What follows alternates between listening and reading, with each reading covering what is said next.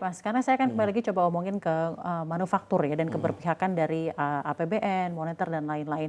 Nah, mengenai manufaktur salah satu sektor yang tentunya menarik dan saya ingin tanyakan juga kepada Anda adalah industri hasil tembakau. Tadi kan Anda bilang di segmen pertama tuh tadi sempat Anda mengenai industri TPT, padat karya dan lain-lain. Nah, tembakau ini menarik karena kemarin Pak Purbaya sempat bilang bahwa cukai tidak akan naik gitu ya dan lain-lain dan tentunya disambut dengan baik untuk industri hasil tembakau. Tapi di satu sisi saya juga sempat dengar ini mungkin juga saya ingin tanyakan sejalan dengan penerimaan negara. Karena ini mengenai tarif cukai khusus untuk rokok ilegal. Itu maksudnya apa, Pak? Bisa diceritakan sedikit bagaimana kebijakan ini akan dijalankan? Nggak ada tarif cukai khusus untuk yang ilegal. Ilegal ya ilegal. Kalau yang tarif itu adalah untuk yang legal. Jadi justru yang kita ingin lakukan, Pak Purbaya itu ingin supaya yang ilegal itu tidak lagi melakukan perilaku yang ilegalnya, masuklah ke ranah yang legal. Nah, ranah yang legalnya itu kita bisa siapkan. Jadi tidak ada? Nggak ada tarif beda. Ini kalau tarif itu pasti tarif yang legal, nggak mungkin ada tarif ilegal.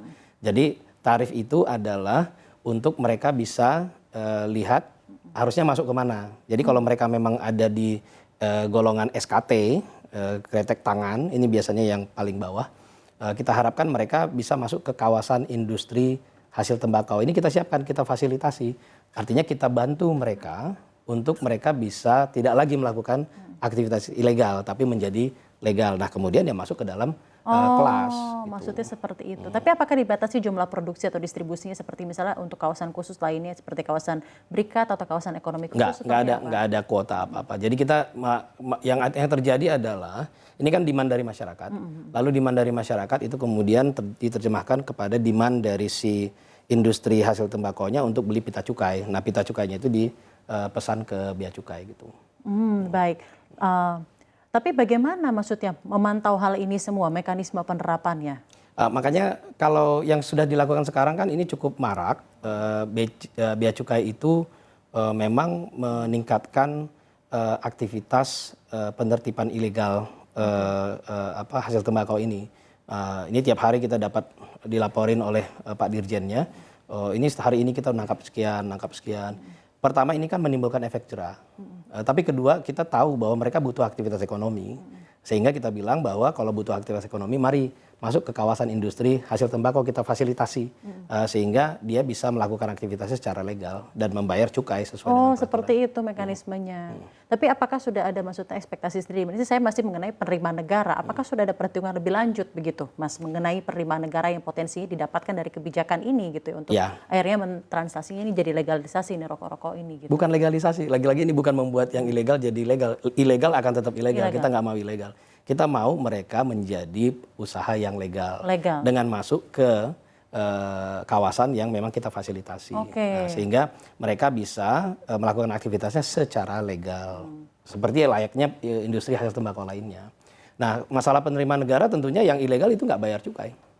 Jadi kalau makin banyak atau makin berkurang yang ilegalnya, ya pendapatan negara makin baik. Tapi tidak ada masalah mengenai persaingan dan lain-lain dan akhirnya berdampak terhadap industri hasil tembakau yang sudah ada saat ini?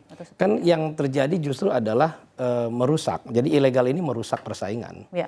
Yang legal bayar cukai tentunya bebannya lebih tinggi dibandingkan yang ilegal. Nah, ini yang kita tertibkan. Jadi pertama pendekatannya adalah penegakan hukum. Makanya teman-teman bea cukai itu makin aktif untuk menertibkan. Ini banyak sekali penangkapan setiap hari. Nah, dengan makin kita dikencengin penertibannya, kita sediakan tempat untuk mereka supaya bisa melakukannya secara benar, secara legal. Gitu. Ketika Pak Purbaya mengatakan hal itu, apa sebenarnya tujuan dibalik jangka panjangnya untuk industri manufaktur dan industri hasil tembakau yang kita tahu juga punya begitu banyak jutaan lapangan kerja di balik? Ya. Nah, ini kan industri yang sudah bertahun-tahun dan kita dari sisi cukainya kan sudah relatif cukup tinggi.